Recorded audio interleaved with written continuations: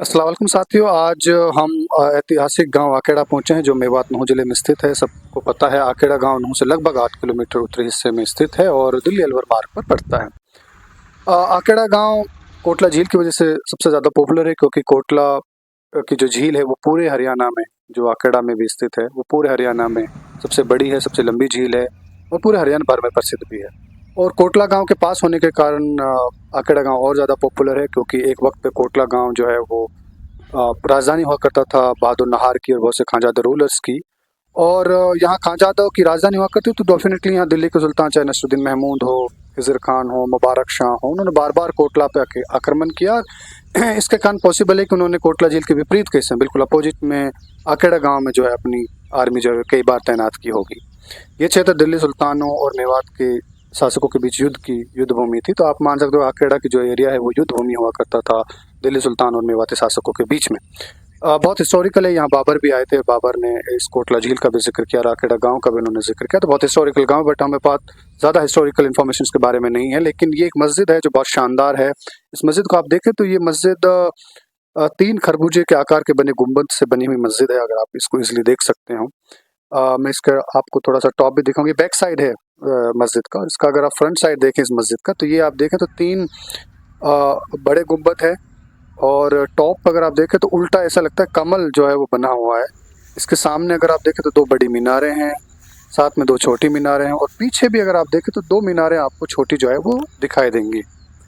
मस्जिद अगर आप देखें तो पूरा 3 पार्ट्स में डिवाइडेड है, अगर आप इसको इजीली देख सकते हैं तो 3 इस पे बने हुए मेहराब द्वार हैं। 3 खंडों में मस्जिद बनी हुई है। 20 फीट चौड़ी है मस्जिद और 50 फीट लंबी है। मस्जिद का आंगन काफ़ी लंबा है जो मैं बाद में आपको दिखाने की कोशिश करूँगा। 3 मेहराब इसमें आपको इजीली द्वार जो है वो दिख जाएंगे।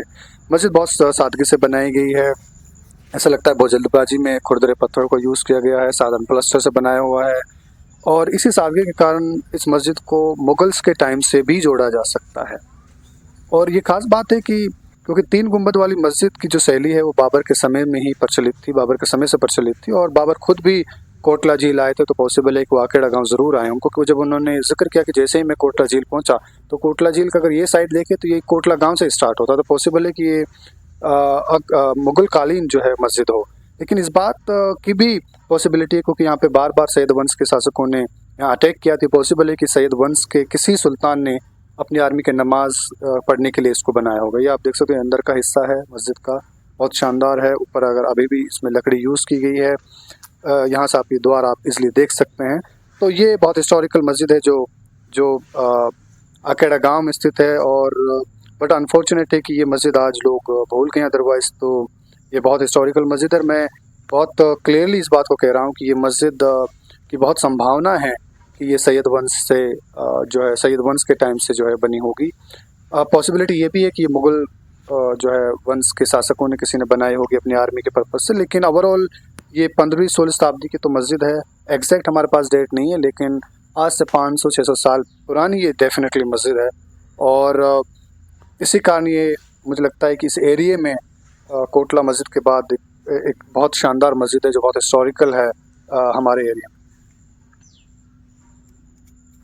बाकी आप लोग जब कभी भी आकेड़ा गांव जाएं तो पहले अपना जो है कोटला जो पंप है उसके थोड़ा सा आगे जाते आप राइट साइड में लेकर ये आप इजीली जो है मस्जिद देख सकते हैं। बहुत शानदार मस्जिद है और इसको आप एंजॉय कर सकते हैं। आप सबका मेरे साथ जुड़ने के लिए बहुत बहुत शुक्रिया। इसी तरह की इन्फॉर्मेशन के लिए आप मेरे पेज को लाइक करिए, शेयर करिए और सब्सक्राइब करें। आप सबका मेरे साथ जुड़ने के लिए बहुत बहुत शुक्रिया।